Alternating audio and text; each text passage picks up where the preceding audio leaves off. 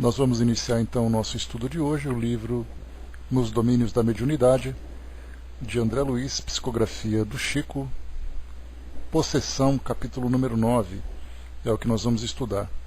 E esse capítulo ele vem na sequência de dois capítulos aqui que nós estudamos sobre comunicações. Então nós tivemos aqui o número 6, psicofonia consciente, aquele atendimento que nós vimos sendo realizado aqui por Dona Eugênia, que então ela era uma médium consciente.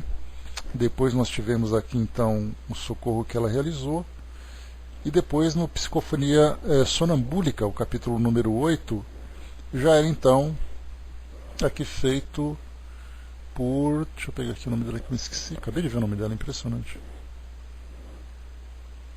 Era a Dona Eugênia e a Dona Celina, que é a nossa médium aqui, que trabalha já com bastante experiência também, bastante domínio. E aqui então interessante desse capítulo, que foi exatamente o que deu a deixa da gente falar agora sobre possessão, nós tivemos aqui um atendimento feito com José Maria, que era, como foi colocado para nós aqui, um ex-tirano rural, que ele ficava bem controlado por Dona Celina, através do pensamento. Não havia necessidade dela ter vigilância para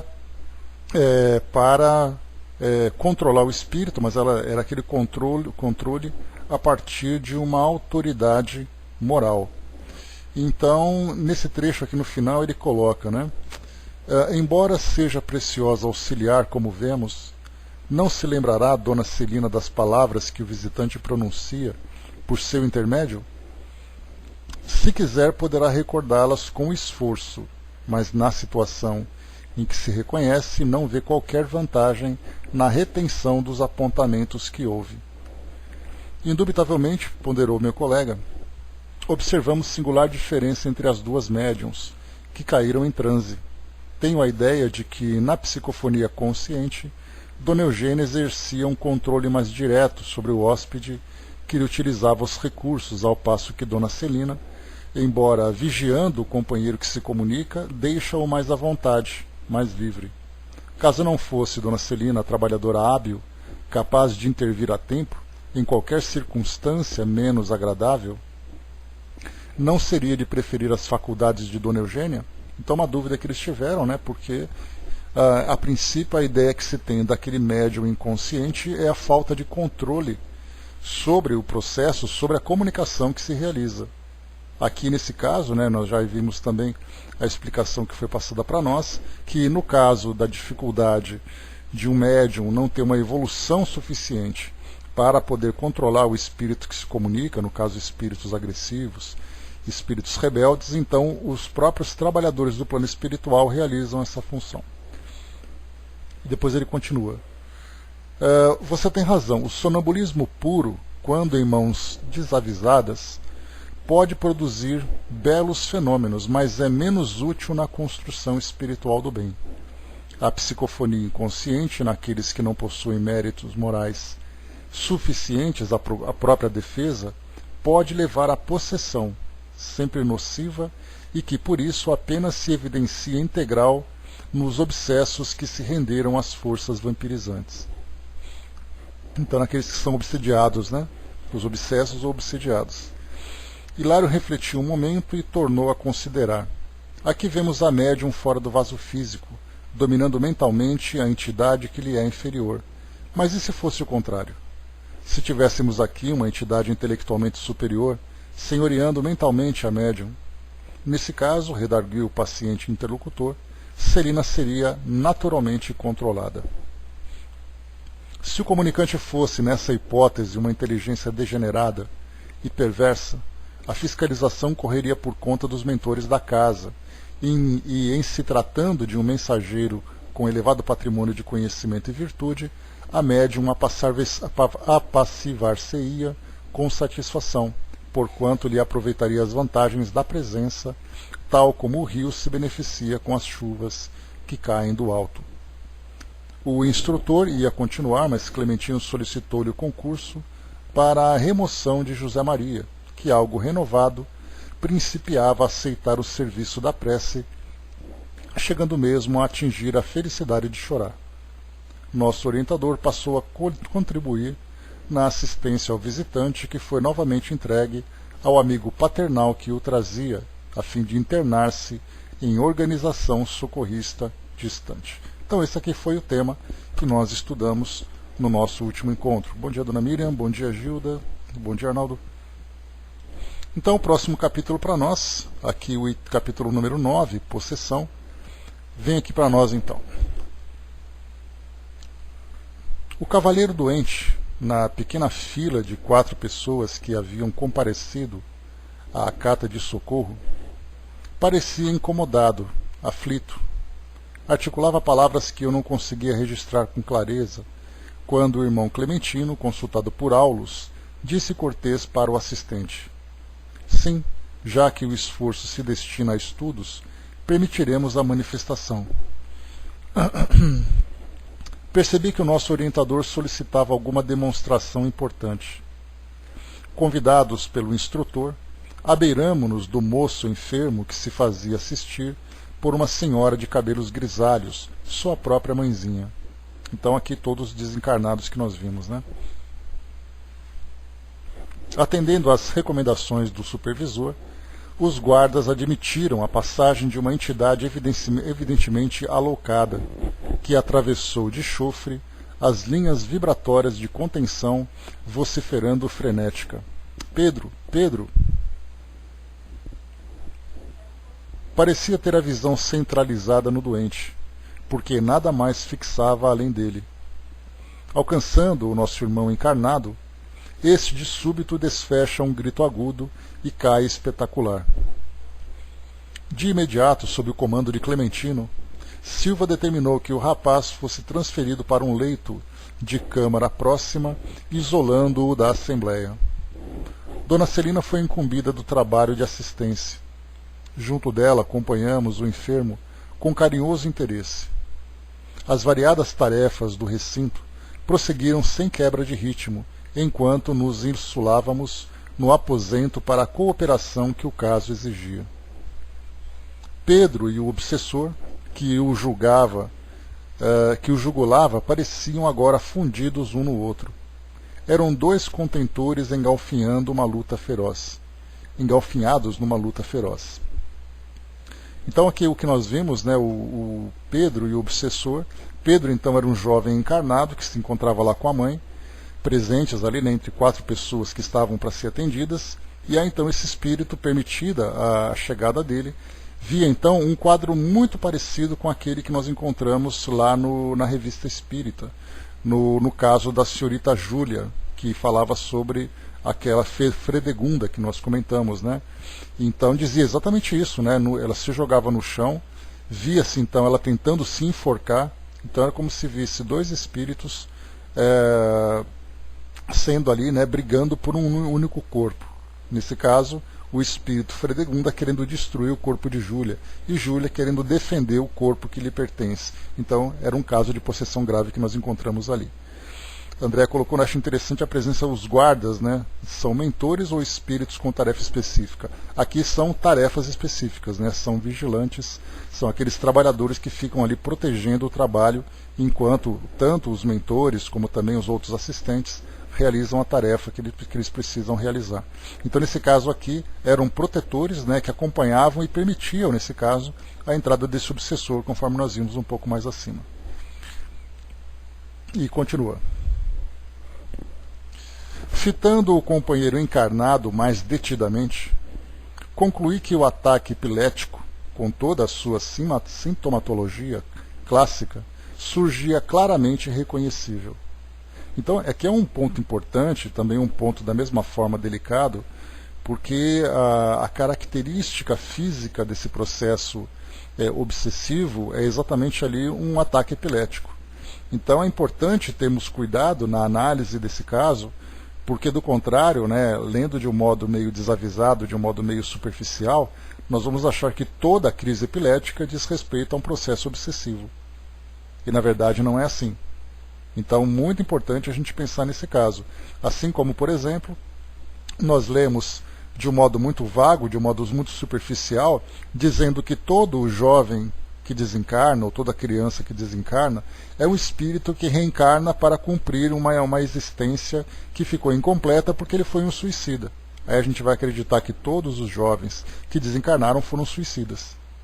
Então é importante a gente não fazer um julgamento superficial. Aqui é um caso específico, mostrando para nós todos os sintomas de uma crise epilética, mas, mais uma vez, não significa que toda crise epilética represente ali algum caso de obsessão.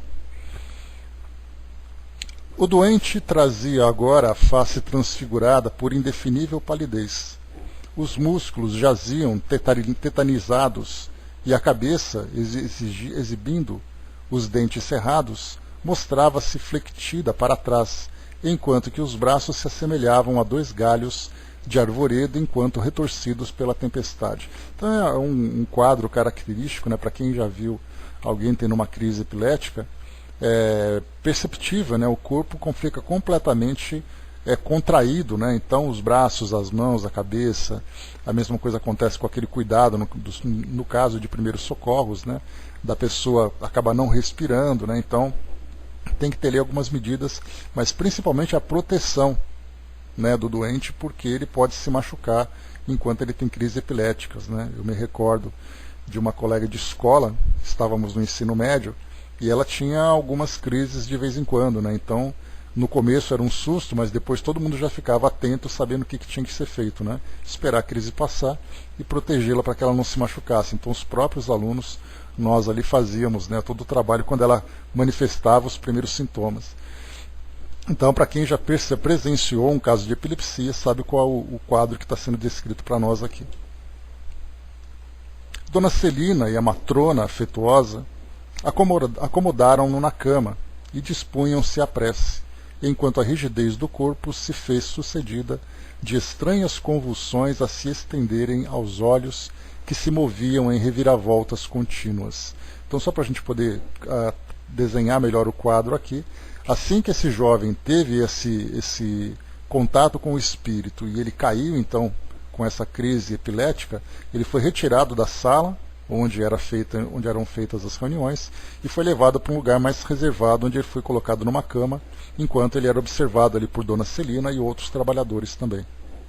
Então, nesse caso aqui, o espírito se manifestava através do próprio jovem, que é o Pedro, né, que é esse rapaz. A lividez do rosto deu lugar à vermelhidão que invadiu as faces congestas. A respiração tornara-se angustiada ao mesmo tempo que os esfíncteres se relaxavam, convertendo o enfermo em torturado vencido. O insensível perseguidor, como se entranhara no corpo da vítima, pronunciava duras palavras que somente nós outros conseguíamos assimilar, de vez que todas as funções sensoriais de Pedro se mostravam em deplorável inibição.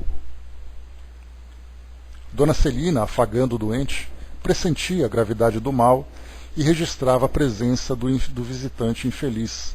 Contudo, permanecia alerta, de modo a manter-se valorosa e em condições de auxiliá-lo. Anotei-lhe a cautela para não se apassivar, a fim de seguir por si própria todos os trâmites do socorro. Bondosa tentou estabelecer um entendimento com o verdugo, mas em vão. O desventurado continuava gritando para os nossos ouvidos, sem acolher-lhe os apelos comovedores. Vingar-me-ei, vingar-me-ei, farei justiça por minhas próprias mãos, bradava colérico. Repreensões injuriosas apagavam-se na sombra, porquanto não conseguiam exteriorizar-se através das cordas vocais da vítima a contorcer-se. Então aqui a gente vê mais uma vez que durante a crise epilética o indivíduo perde completamente a capacidade de manifestar qualquer pensamento, exatamente porque o seu cérebro se encontra ali, né, passando por todo aquele tormento elétrico, né, das convulsões. Consequentemente, seu corpo também completamente retorcido, né, e contraído também por causa da crise. Então não adiantava, né, por mais que o espírito tentasse dizer alguma coisa através daquele indivíduo, né, através do doente, nesse caso, era em vão. Então só ouviam aquilo que ele dizia os desencarnados. Permanecia o cavalheiro plenamente ligado ao algoz que o tomara de inopino. O córtex cerebral apresentava-se envolvido de escura massa fluídica. Então é importante a gente olhar também esse aspecto fluídico, esse aspecto, né, do plano espiritual, para a gente ver as substâncias que são envolvidas também durante esses processos. Reconhecíamos no moço incapacidade de qualquer domínio sobre si mesmo. Acariciando-lhe a fronte suarenta, Aulus informou compadecido: é a possessão completa ou a epilepsia essencial. Nosso amigo está inconsciente? Aventurou Hilário entre a curiosidade e o respeito. Sim, considerando como enfermo terrestre, está no momento sem recursos de ligação com o cérebro carnal. Todas as células do córtex sofrem um bombardeio de emissões magnéticas de natureza tóxica. Os centros motores estão desorganizados. Todo o cerebelo está empastado de fluidos deletérios. As vias do equilíbrio aparecem completamente perturbadas. Pedro temporariamente não dispõe de controle para governar-se, nem de memória comum para marcar a inquietante ocorrência de que é protagonista. Isso, porém, acontece no setor da forma de matéria densa, porque em espírito está arquivando todas as particularidades da situação em que se encontra, de modo a enriquecer o patrimônio das próprias experiências. Então aqui, né, embora seja um caso de possessão, e passando por todo esse transtorno, é para o espírito um aprendizado, para que ele possa perceber exatamente as consequências da situação que ele vive, entendendo a causa, entendendo a ligação que ele tem com o mundo espiritual. Então ele vai registrando isso na sua memória, na situação que vem acontecendo. Fitei sensibilizado o quadro triste e perguntei com o objetivo de estudo: de vez que nos achamos defrontados por um encarnado e por um desencarnado, jungidos um ao outro, não obstante a dolorosa condição de sofrimento em que se caracterizam, será lícito considerar o fato sob o nosso exame como sendo um transe mediúnico? Embora ativo na tarefa assistencial, o interlocutor respondeu: sim, presenciamos um ataque epilético, segundo a definição da medicina terrestre. Entretanto, somos constrangidos a identificá-lo como sendo um transe mediúnico de baixo teor, porquanto verificamos aqui a associação de duas mentes desequilibradas que se prendem às teias do ódio recíproco. E fitando o par de infelizes em contorções, acrescentou: nessa aflitiva situação, acha-se Pedro nas regiões inferiores antes da presente reencarnação, que lhe constitui uma bênção. Por muitos anos, ele e o adversário rolaram nas zonas purgatoriais em franco duelo. Presentemente melhorou, qual ocorre em muitos processos semelhantes. Os reencontros de ambos são agora mais espaçados, dando aso ao fenômeno que observamos, em razão de o rapaz ainda trazer o corpo perispirítico provisoriamente lesado em centros importantes. Nesse ínterim, percebendo a dificuldade de atingir o obsessor com a palavra falada, Dona Celina, com o auxílio de nosso orientador, formulou vibrante prece implorando a compaixão divina para os infortunados companheiros que ali se digladiavam inutilmente. As frases da venerável amiga libertavam jatos de força luminescente a lhe saltarem das mãos e a envolverem em sensações de alívio os participantes do conflito. Vimos que o perseguidor, qual se houvesse aspirado alguma substância anestesiante, se desprendeu automaticamente da vítima, que repousou, enfim, num sono profundo e reparador. Guarda e socorristas conduziram o obsessor semi-adormecido a um local de emergência. E enquanto Dona Celina ministrava um pouco d'água fluidificada à genitora do enfermo, chorosa e assustadiça, retornamos à convenção cordial. Apesar da carga doentia que suporta na atualidade, devemos aceitar o nosso Pedro na categoria de um médium? Perguntou Hilário atencioso. Aqui então tem um detalhe curioso, também importante a gente analisar. Bom dia, Rose. Que é a classificação de médium. Quando nós estudamos lá no livro dos médiuns, a definição que Kardec apresenta para nós, é aquele indivíduo que tem manifestações ostensivas regulares, não manifestações espaçadas, né? Então, como nós estudamos na época e outros exemplos vieram depois, não é aquele indivíduo que num determinado evento, numa situação muito específica da sua vida, ele teve uma experiência relacionada com a mediunidade. Aquela experiência, dentro da classificação que Kardec apresenta, na regularidade dos fenômenos, ele não é considerado como médium, embora tenha esse contato com o plano espiritual. Então, de um modo genérico, todos somos médiums, nós sabemos. Mas para uma classificação de estudos, o médium ostensivo com manifestações regulares. Mas, de qualquer forma, todos somos médiums. Mas e no caso de uma obsessão, nós podemos considerar aquele que é obsediado como médium, já que ele assimila de uma forma ostensiva a presença dos espíritos? Eis aí a questão que é colocada para nós aqui. Então diz aqui para nós: pela passividade com que reflete o inimigo desencarnado, será justo tê-lo nessa conta. Contudo, precisamos considerar que, antes de ser médium, na acepção comum do termo, é um espírito endividado a redimir-se. Mas não poderá cogitar do próprio desenvolvimento psíquico? O assistente sorriu e observou. Desenvolver em boa sintonímia quer dizer retirar do invólucro, fazer progredir ou produzir. Assim compreendendo, é razoável que Pedro, antes de tudo, desenvolva recursos pessoais no próprio reajuste.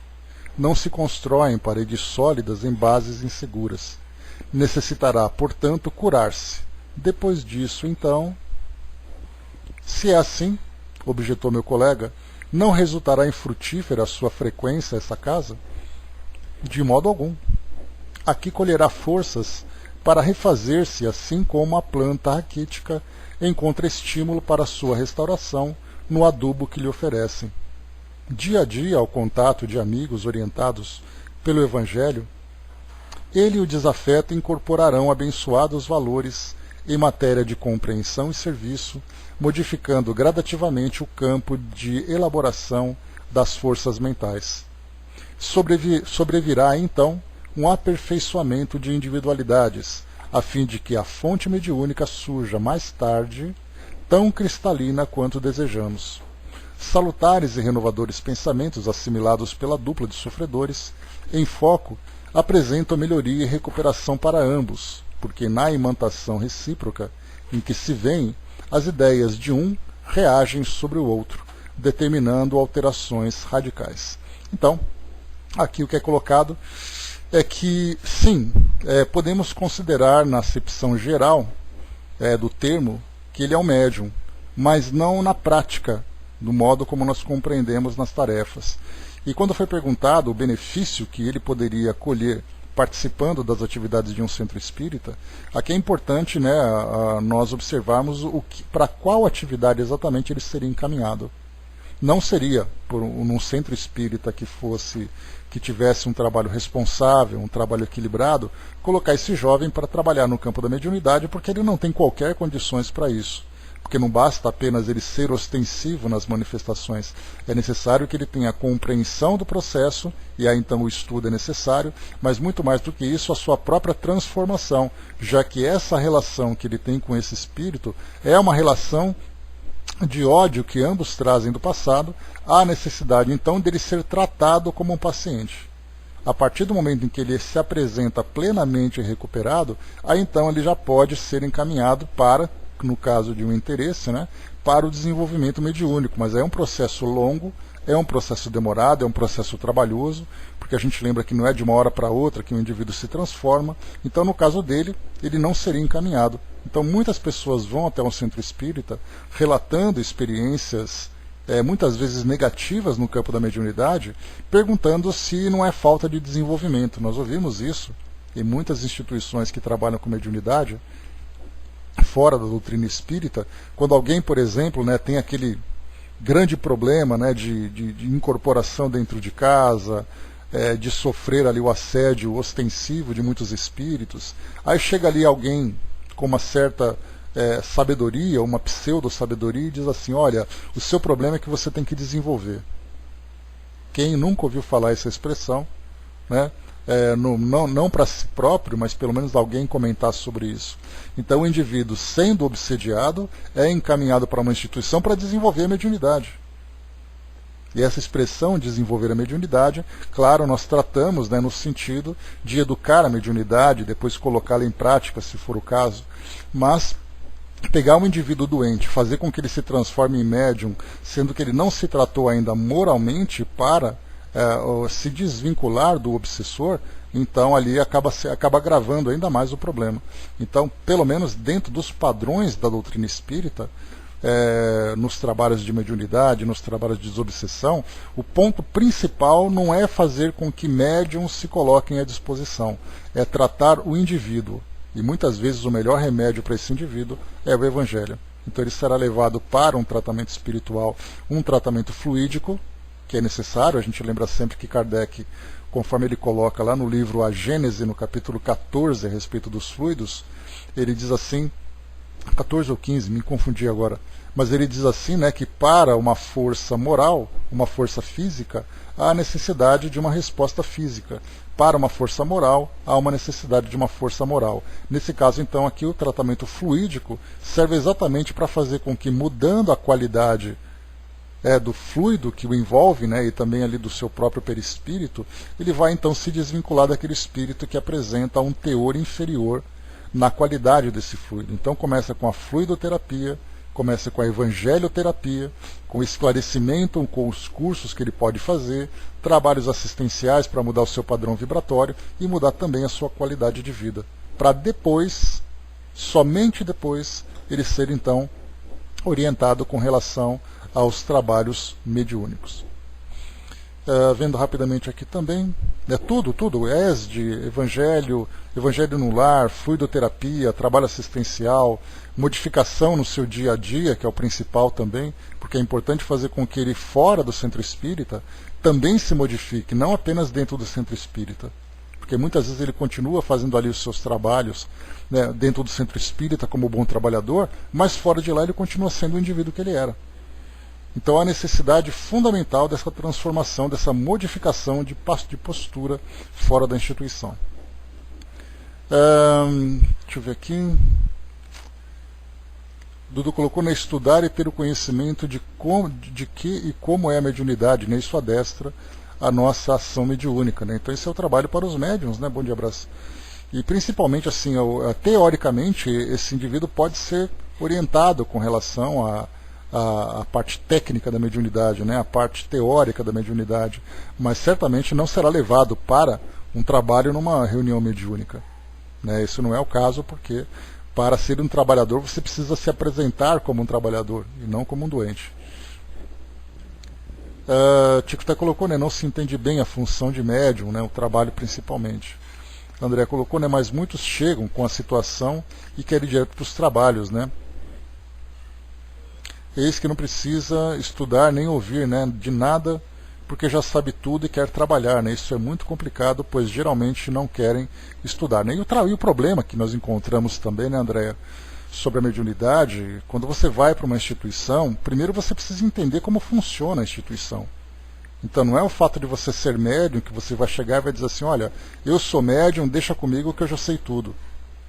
Então ele passa por aquele período de adaptação, aquele período de análise para que a instituição possa conhecê-lo, depois ele ter confiança na capacidade que ele tem de exercer aquela atividade, e somente depois então ele começa a participar das atividades. Então se você trabalha num centro espírita e você muda de instituição levando a condição de médium, você passa por aquele período de quarentena para entender o processo, que nem sempre é fácil de se adaptar, porque cada instituição tem ali um tipo de trabalho, então você precisa se adaptar com a instituição, com as regras da instituição, com os tipos de trabalhos que são feitos, se afinizar com a equipe de trabalhadores, que nem sempre é fácil. Quantas vezes você vai para um centro espírita porque você mudou de lugar, você quer conhecer uma coisa nova, e você chega lá e você não se adapta porque a casa tem ali umas práticas que são diferentes daquela que você tinha. Não necessariamente melhores ou piores, são práticas diferentes. Então você não se adapta como para ouvir palestras no centro espírita, porque os temas são estranhos. Imagina algo tão profundo como acontece dentro de um centro, dentro de uma reunião mediúnica. É algo muito difícil de se fazer nesse processo de adaptação, mas felizmente, né, com coerência, com bom senso, com equilíbrio, e principalmente com fraternidade, né, amor e fraternidade, nós encontramos ali bons trabalhadores que se ajustam a essas novas tarefas. O Brás colocou, né, um sacerdócio que requer grande responsabilidade moral, sem dúvida, né, Brás? Mas não esqueçamos dos médiums que já vêm prontos, né? Pois é, mas mesmo esse médium pronto, como eu falei, ele precisa passar por esses ajustes, né? Porque ele pode ter a facilidade mediúnica, mas como ele vai trabalhar numa instituição, como qualquer trabalhador, qualquer profissional. Imagina você tem ali, você é um profissional que trabalha com vendas, e você sai de uma empresa e vai trabalhar com outra empresa. O processo de uma empresa não é o mesmo da outra. O produto que se vende numa empresa não é o mesmo da outra, embora você tenha noção sobre vendas. Mas tudo depende de um curso, de um treinamento, de uma adaptação. Então acontece a mesma coisa com a mediunidade. O palestrante, por exemplo, quando ele vai fazer uma palestra, ele é palestrante de um centro. Ele vai para outro centro, primeiro ele é estudado, entendem, analisam o que ele fala, sobre o que ele fala, se ele tem coerência com a doutrina. Porque do contrário, se você abre o microfone para um estranho, ele começa a falar coisas lá no meio e opa, nunca mais chama o indivíduo, né? Porque depois da situação que aconteceu, o Brás colocou, né, tem um médium no Rio de Janeiro, um médium de psicografia sofrendo grande ataque da mídia e dos espíritas ortodoxos, né? Não me lembro qual é, Brás. André colocou, né, às vezes levam anos, a pessoa quer tudo para ontem, né, e desiste no meio do caminho, né? Falta de paciência, né? Porque se ele quer trabalhar, ele precisa se adaptar às regras da casa. Dudu colocou, né, fiz 12 anos de ESD, né, pois era ostensivo ao extremo, né, era doido, né, depois fui fazer estudos de passe até chegar ao módulo 1 da mediunidade, né, muito tempo a se adaptar, e ainda continuo estudando bastante a mediunidade, né, pois é, e não para mesmo, né. O Flávio lembrou aqui também, o médium pronto, né, tem que se adaptar também, né, entrar em sintonia com a casa. Se ele realmente estiver pronto, né, vai ser orientado pelo próprio guia a ter paciência, né, pois é tudo. A gente lembra que as violações, né, de que você entra numa instituição e aí você vai fazer esse trabalho. Não, nós estamos tratando de médiums que trabalham em centros espíritas, Tic-Teco, né? Então ele pode não ser obrigado, mas nós estamos falando dos trabalhos em centros espíritas, que foi o comentário do André lá no alto, né? Agora, se o médium tem capacidade de fazer o trabalho de uma forma doméstica, né, e esse trabalho gere frutos, aí sem dúvida nenhuma ele pode ser beneficiado, ele pode ajudar, né? Mas para o médium espírita que trabalha no centro espírita, ele precisa se adaptar à instituição, até porque a gente lembra, né, porque um médium pronto, um médium que tem uma capacidade mediúnica já bem equilibrado e ele tem valores para isso, ele pode trabalhar de um modo independente se ele assim desejar. Mas nós estamos falando de médiums comuns, pessoas comuns, né? Então, sendo pessoas comuns, você corre risco, você sofre riscos. E você trabalhar junto numa instituição acaba sendo o método mais seguro do que você trabalhar, né, independentemente, né? Corre esse risco. Deixa eu ver mais ali, colocou, tal... Beleza. Muito bem, vamos lá. Continuando aqui com o caso que a gente está analisando.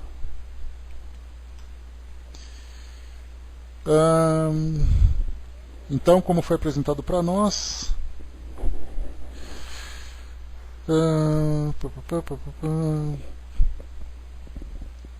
Tá, então se ele fosse, você poderia, então, como foi colocado para nós... se é assim, objetou meu colega, não resultará em frutífera a sua frequência à casa, como nós lemos, né? Aí ele colocou de modo algum e ele foi falando sobre os tratamentos que ele poderia passar antes de iniciar esse trabalho mediúnico. Lembrando que foi esse o tema que nós falamos, né? De um médium de um indivíduo que está sendo obsediado e dele então partir para um trabalho dentro de uma instituição, e não médium comum, né? Diante de nossa atitude cismarenta, no exame das questões complexas que nos sentimos rodeados, o assistente ponderou: aparelhos mediúnicos valiosos naturalmente não se improvisam. Como todas as edificações preciosas, reclamam esforço, sacrifício, coragem, tempo. E sem amor e devotamento, não será possível a criação de grupos e instrumentos louváveis nas tarefas de intercâmbio. Voltando, porém, a atenção para o doente adormecido, Aulus continuou: nosso amigo está preso a significativo montante de débitos com o passado e ninguém pode avançar livremente para o amanhã sem sorver os compromissos de ontem. Por esse motivo, Pedro traz consigo a aflitiva mediunidade de provação. É da lei que ninguém se emancipe sem pagar o que deve. A rigor, por isso, deve ser encarado como enfermo, requisitando carinho e tratamento. Vocês se lembram, né, que nós já comentamos sobre os tipos de mediunidade que nós podemos colocar, ou os objetivos, né, da mediunidade para determinados médiuns, para todos os médiuns. Então nós temos aqueles que são os médiuns que passam por provações bastante difíceis, médiuns que passam por expiações também bastante difíceis, e os médiuns de missionários. Muitas vezes até nós temos ali aquele médium que vem como missionário, trazendo também uma tarefa pessoal de elevação, de transformação, que acaba sendo para ele de expiação ou de provação. Então, cada indivíduo tem ali a mediunidade como um objetivo de correção ou de transformação, de educação. Então a grande maioria, obviamente, né, sendo no mundo de provas e expiações, nós teremos também médiums passando por provas e expiações dentro das atividades. Porque do contrário nós teríamos ali, né, missionários no mundo de provas e expiações e todos os demais médiums seriam todos missionários, o que não é o caso, né? Então fica ali então a orientação. Rapidamente ali o Flávio colocou para nós: o momento de se mostrar quem é verdadeiramente sempre pode acontecer. Hoje, de mostrar-se se a casa está edificada sobre a rocha ou sobre a areia, né, nesses momentos de tempestade, né, que é a parte mais difícil. A Angelina colocou, né, passei vários anos estudando, depois passei por experiência com o passe curso de medicina espiritual, após fui indicada para trabalhar e continuo estudando. Né? O médium jamais pode parar de estudar, né, sempre uma necessidade. O Tico colocou há diversos momentos de um médium agir, né? Uns mais cedo, outros mais tarde. Né? Há aqueles que têm o momento de agir, mas tem aquele problema também do livre-arbítrio, né, Tico? Que tem médium que não quer. Então, assim, quanto mais ele resiste a uma determinada experiência, mais difícil ela se torna. Né? Então, até porque nós lembramos que muitos médiums que são fora dos centros espíritas, fora do espiritismo, né, médiuns que são de outras religiões, que sofrem grande constrangimento por causa da mediunidade. Então ele não quer saber, ele quer fazer desaparecer, ele vai num centro espírita dizendo: olha, eu vim aqui para vocês me ajudarem a fazer isso sumir. Né? Então acaba não entendendo exatamente qual é o objetivo daquela faculdade que ele possui. A André colocou, né, tem médium normalzinho, né, todos têm débitos, né, de alguma forma. Então, o que eu coloquei agora, né, André, depende muito do trabalho. Né? Se nós pegarmos, por exemplo, médiums missionários, como foi o caso do Chico, o caso do Divaldo, o caso do Raul, da Dona Ivone, né, todos eles ali são médiums que vieram com grandes missões. No caso da Dona Ivone, por exemplo, embora ela fosse uma missionária, trazendo para nós tudo que ela pôde, né, dentro do conhecimento do mundo espiritual, para ela era uma experiência pessoal. Então era uma experiência expiatória e ao mesmo tempo missionária. Então, como eu falei para vocês, não é assim: quem é missionário vem para a esquerda, quem é provatório vem para a direita, quem é expiatório fica no meio. Não é assim que funciona. Os médiuns se misturam, cada um tendo ali um objetivo para a sua evolução, né, focando muito mais num ponto ou no outro, mas a grande maioria, estando no mundo de provas e expiações, como eu coloquei, são indivíduos que usam a mediunidade como um processo educativo. Infelizmente, um processo educativo que vem de uma forma bastante dolorosa. Nós chegamos até a estudar sobre isso no livro Instruções Psicofônicas, nós lemos um texto que falava sobre o médium, que depois de certo tempo, foi no Instrução Psicofônica, deixa eu lembrar aqui, eu não me lembro exatamente qual era o livro, mas depois de um certo tempo ele decidiu se aposentar. Ele falou, não, já trabalhei demais, já fiz aí a minha parte, eu já fiz, não quero mais continuar trabalhando porque é uma escravidão, é um trabalho muito sacrificante, que exige demais, então eu já fiz a minha parte, já me dei por satisfeito.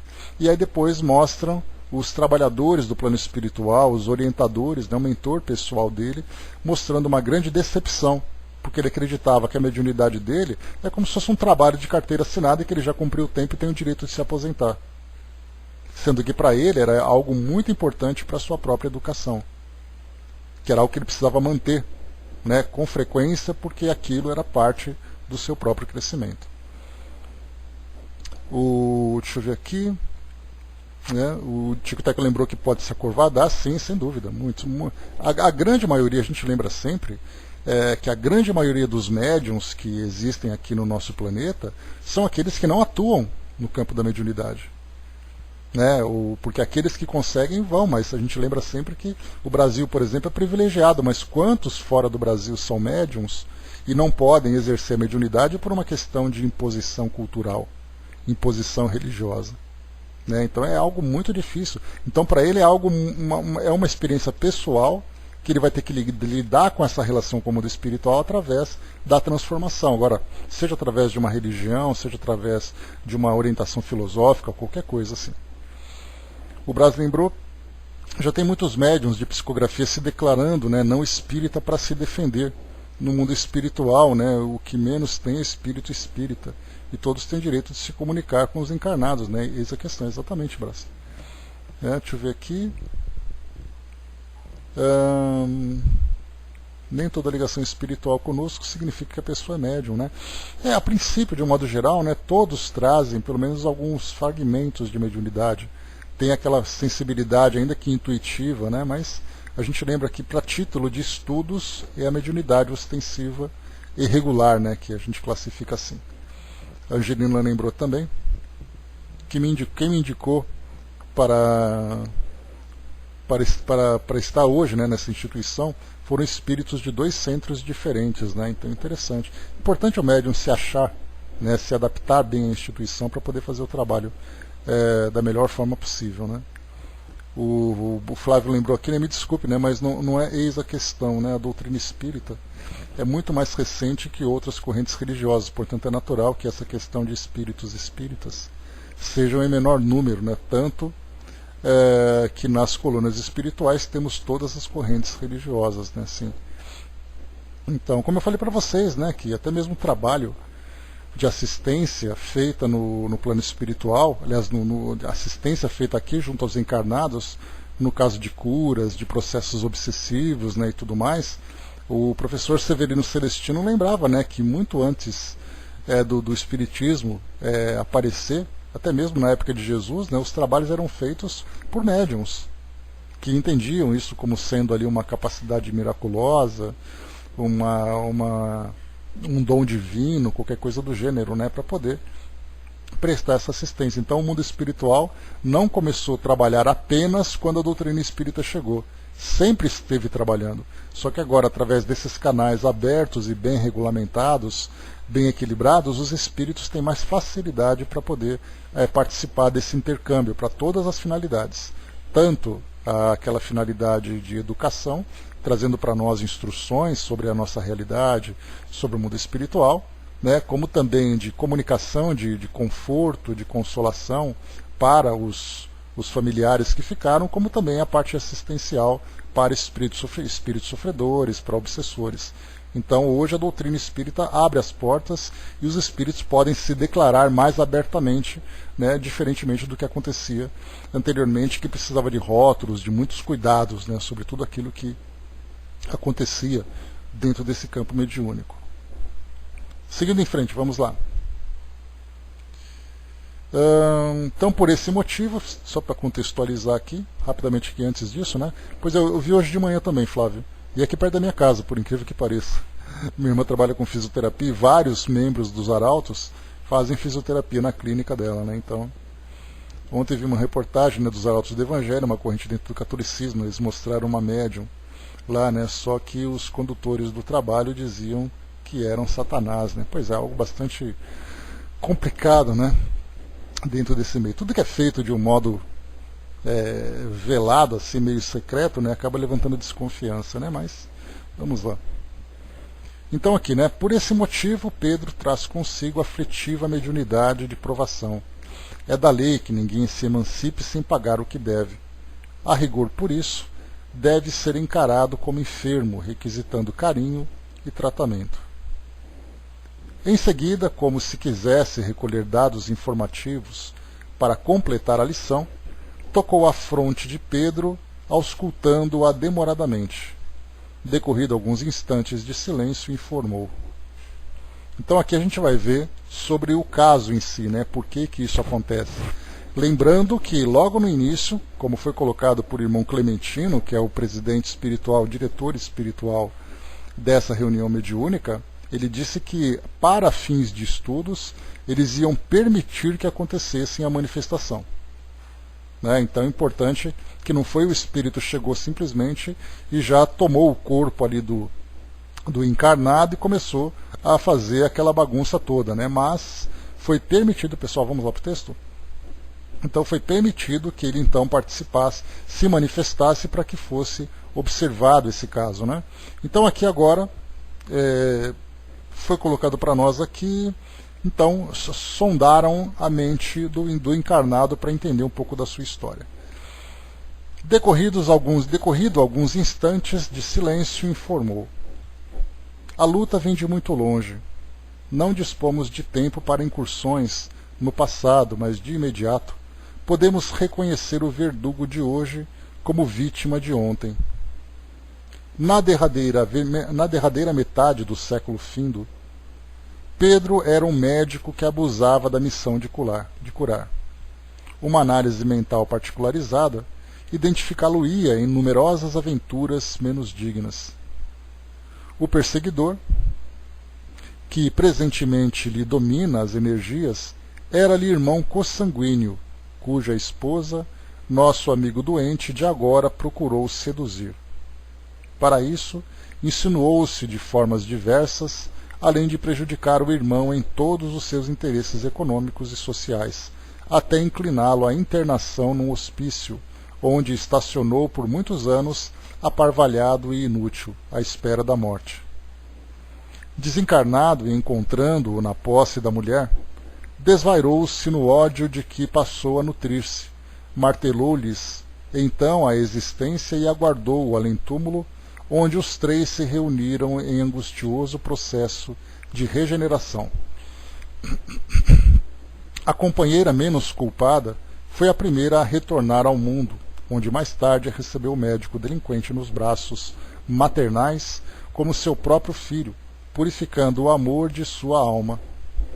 O irmão atraiçoado de outro tempo, todavia, ainda não encontrou forças para modificar-se e continua vampirizando-o, obstinado no ódio a que se rendeu impensadamente. Respondendo com um olhar amigo à nossa expressão de assombro, acrescentou: penetramos forçosamente no inferno que criamos para os outros, a fim de experimentarmos, por nossa vez, o fogo com que afligimos o próximo. Ninguém ilude a justiça. As reparações podem ser transferidas no tempo, mas são sempre fatais. O ensinamento era simples, contudo, a terrível situação do enfermo, fatigado e triste, infundia-nos justificável espanto. Estudando sempre, Hilário considerou: se Pedro, no entanto, é ainda um médium torturado, que poderá fazer num agrupamento como esse? O instrutor sorriu e obtemperou: o acaso não consta nos desígnios superiores. Não nos aproximamos uns dos outros sem razão. De certo, nosso amigo possui aqui ligações afetivas do pretérito com o dever de auxiliá-lo. Se não pôde, desse modo, ser um elemento valioso ao conjunto, de imediato, pode e precisa receber o concurso fraterno imprescindível ao seu justo soerguimento. Curar-se-á, contudo, em tempo breve? Indaguei por minha vez. Quem sabe? Retrucou Aulus sereno. Então aqui a gente lembra, né, que sempre que tem esse processo de regeneração pessoal, não é simplesmente colocar o indivíduo num local e oferecer para ele os recursos que serão viáveis para a sua transformação. Tudo depende muito da iniciativa dele próprio. É o livre-arbítrio que é sempre respeitado. Então, ele pode se curar rapidamente? Pode. Ele deseja, ele consegue, aí já é uma outra história. Então, pelo menos o caminho já foi iniciado a partir dessa assistência que ele recebe e dessa aproximação com a instituição. E com grave em torno, né, de quem pesa a substância das próprias palavras, prosseguiu.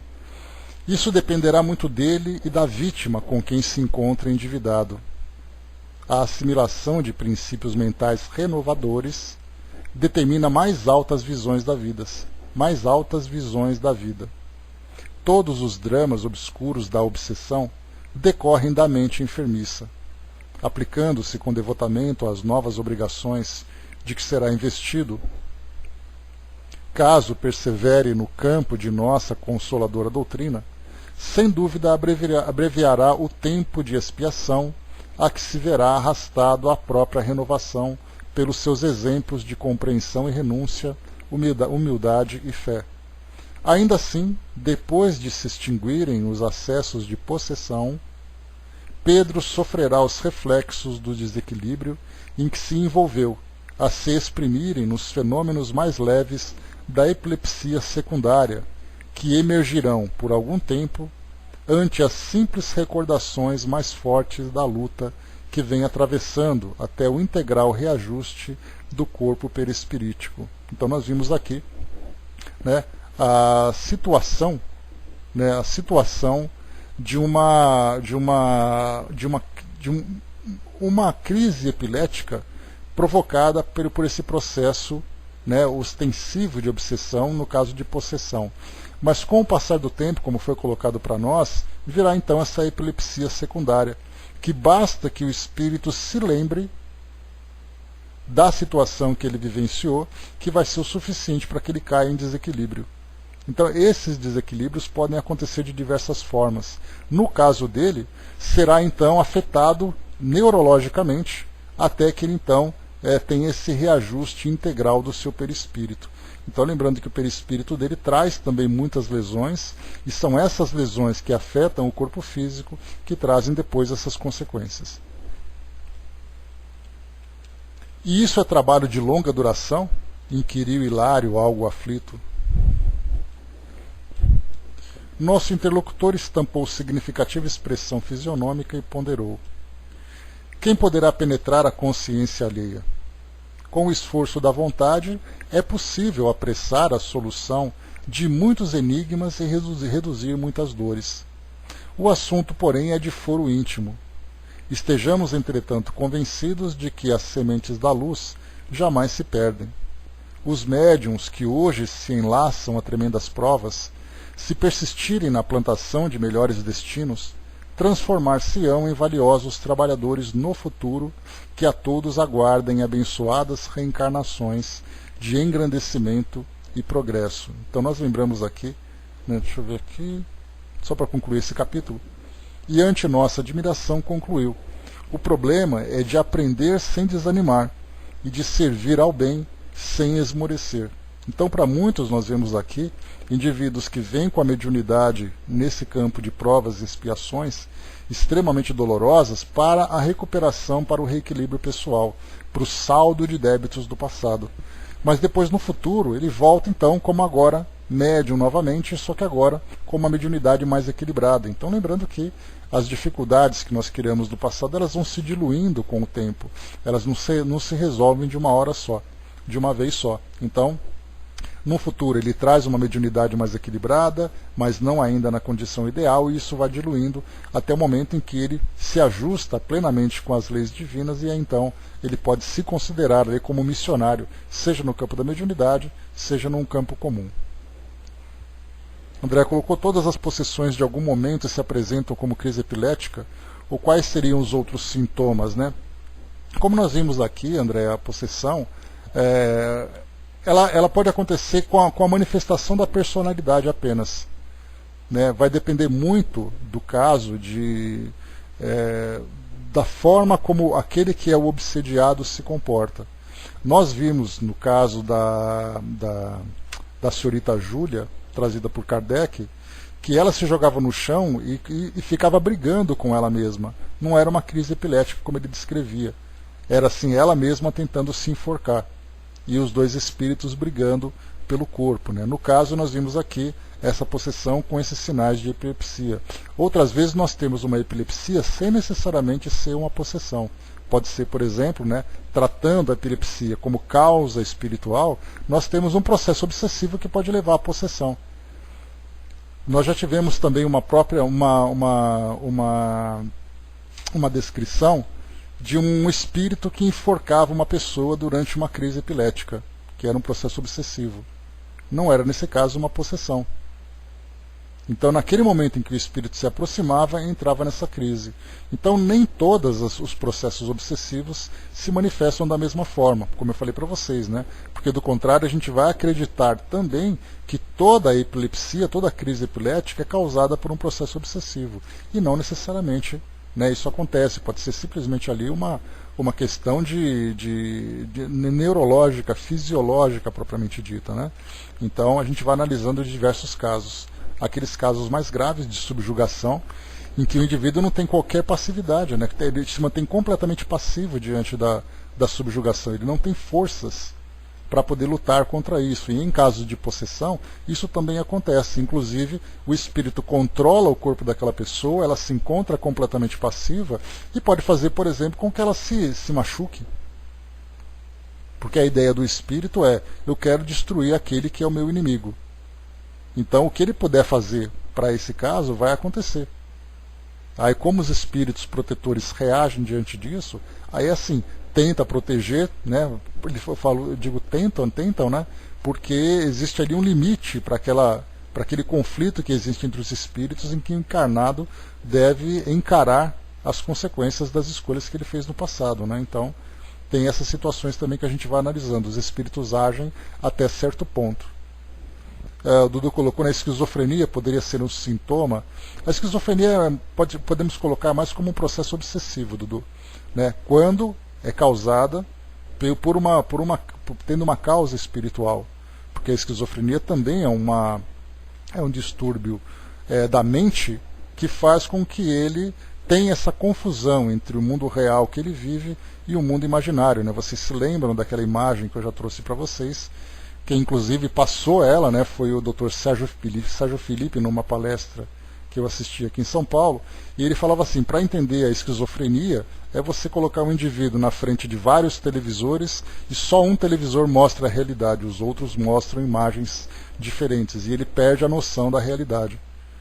Né? Então, no caso da esquizofrenia, pode ser um transtorno psicológico, pode ser um transtorno tendo causa espiritual, mas aí também depende muito de um diagnóstico. Por isso que a gente lembra sempre que das instituições de classe que nós temos hoje dentro da doutrina espírita, no caso, por exemplo, né, das associações de classe, que era o caso, né, da Associação Médico Espírita, Associação de Psicólogos Espíritas e outras diversas associações, a Associação Médico Espírita começou exatamente com psiquiatras.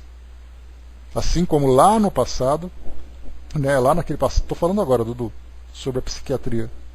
Né? Então, lá no passado, né, até o próprio Dr. Bezerra de Menezes, como encarnado, ele escreveu um livro falando, né, a loucura sob novo prisma, e outros psiquiatras também começaram a estudar. Aí nós tivemos hospitais espíritas, e nós podemos perceber que esses hospitais espíritas tinham como principal foco o trato de doenças mentais. Porque havia, né, aquela questão que era muito estudada naquela época e hoje estudada de uma forma muito mais cuidadosa, de tratar, por exemplo, distúrbios psiquiátricos como tendo causa espiritual. Não todos, obviamente, né? Mas é importante separar aquilo que é causa espiritual daquilo que é de fato, né, um transtorno mental provocado, por exemplo, por um distúrbio neurológico.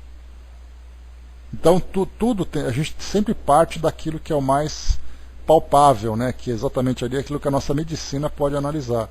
Depois você tem que considerar também o elemento espiritual. E não o contrário, porque se nós nos apegarmos à ideia de que tudo vem do plano espiritual, aí significa que os espíritos são culpados por tudo. Aí viraria um pandemônio, né? Viraria uma loucura aqui no nosso mundo. Então é importante sempre a gente analisar o contrário, que é inclusive, né, o que a gente costuma encontrar bastante nos nossos trabalhos de atendimento fraterno. Muitas pessoas chegam lá e falam assim, olha, eu estou com depressão. Eu acho que eu estou sendo obsidiado porque eu perdi a vontade de fazer as coisas, não sei o quê. Aí todo mundo vai lá e achando que a culpa é de um espírito, e a depressão pode ser uma questão psicológica mesmo, neurológica. Então tudo tem que ser analisado primeiro a partir daquilo que nós vivemos aqui da nossa realidade. Depois ser levado para o mundo espiritual, e não o contrário, né? A Andrea lembrou aqui, né, a AME está fazendo um curso online, né, atualmente, A Obsessão e Suas Máscaras, né, com base no livro da dona Marlene Nobre, né, e aborda esses temas, né. Então está aí a recomendação. A Angelina colocou, conheci um processo assim, houve o trabalho de um psiquiatra e uma instituição espírita. Após o tratamento material, passou a ser paralelo, né, houve uma melhora. Então tudo tem que ser analisado a partir dessa perspectiva, né, o material, e depois você vai para o espiritual e não o contrário. Deixa eu ver aqui.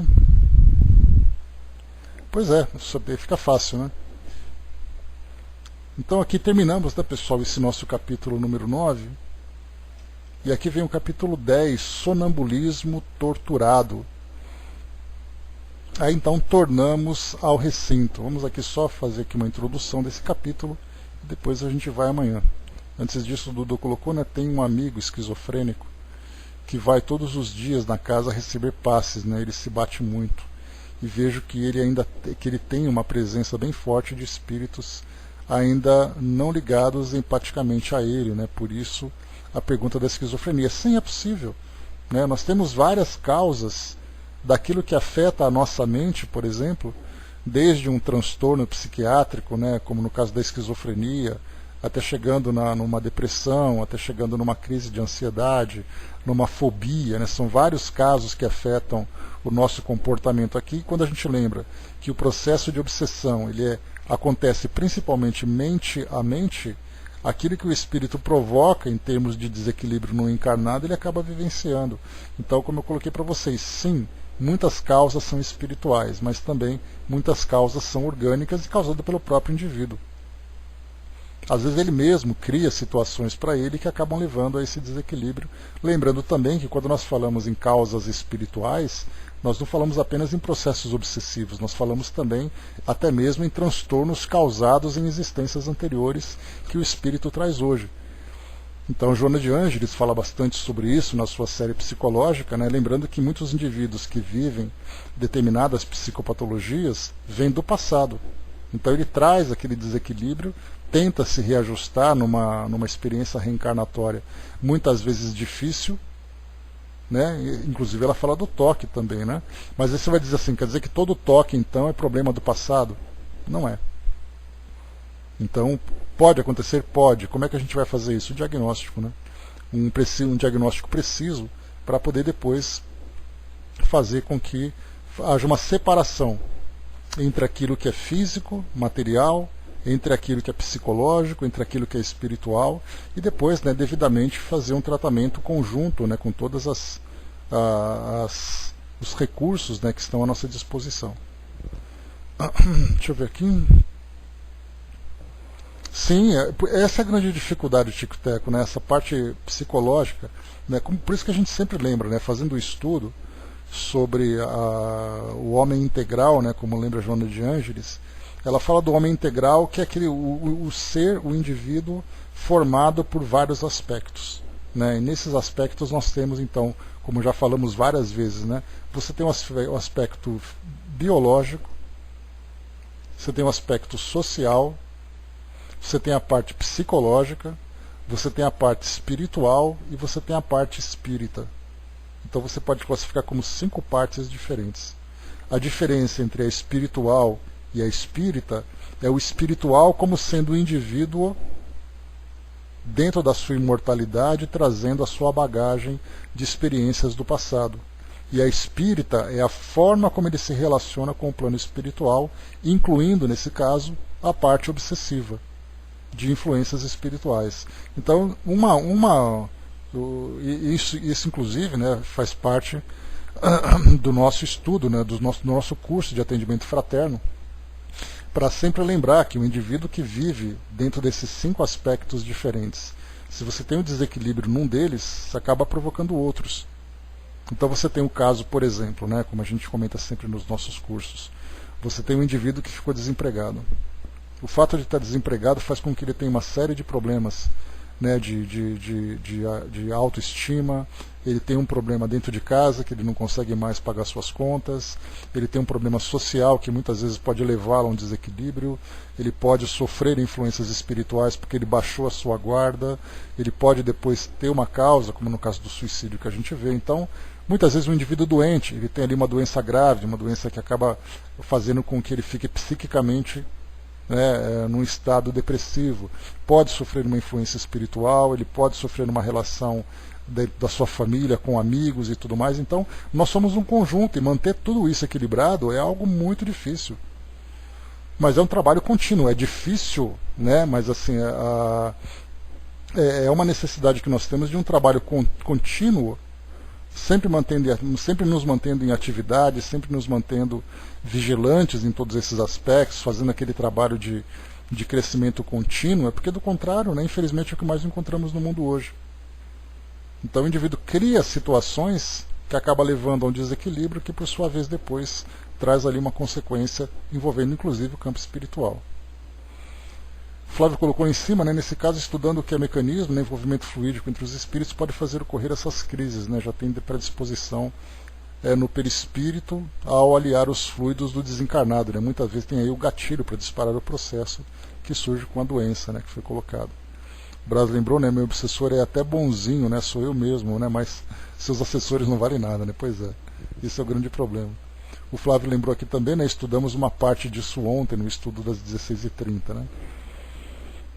Desempregado, né, a gente pode acrescentar, né, frustração, ansiedade, raiva por aqueles que o desligaram no trabalho, reviver a situação, né, a vigilância para manter, haja vigilância para manter o equilíbrio, é muita coisa. Em todos os aspectos, né, o Flávio, se pega, por exemplo, né, a gente lembra vários casos, por exemplo, a perda de um ente querido. Né, não existe, né, como eu sempre falo, uma dor mais dilacerante do que você perder um ente querido, né, um filho, um esposo, um pai e tudo mais. E aí então a pessoa nesse estado de desequilíbrio, ela pode sofrer efeitos nos vários outros aspectos. E aí então é aquela reação em cadeia, está tudo diretamente interligado. O desequilíbrio de uma coisa leva ao de outra. Então a gente fica ali carregando, né, como se fôssemos malabaristas, carregando o prato com o nariz, com a mão, com a outra, com o pé, com o joelho, e fica equilibrando tudo. Né? Se um cai, é capaz, se não tiver cuidado, né, para isso, acaba despencando tudo. Deixa eu ver aqui também. Tico Teco lembrou, né, mas temos que ter o cuidado de não contar doença como mediunidade. Né? Pois é. Né? Apesar, né, Tico Teco, que existe uma questão muito importante, que inclusive vem sendo estudada cientificamente por muitos espíritas, médicos, psiquiatras e tudo mais, para provar, através de pesquisas, que o médium não é alguém que sofre algum distúrbio neurológico, algum distúrbio psicológico, ou mesmo psiquiátrico, né? Porque fora do meio espírita, aquele indivíduo, né? Imagina o Chico, por exemplo, quantas vezes ele não foi rotulado e apontado como sendo alguém que sofria um desequilíbrio mental porque ele falava sozinho.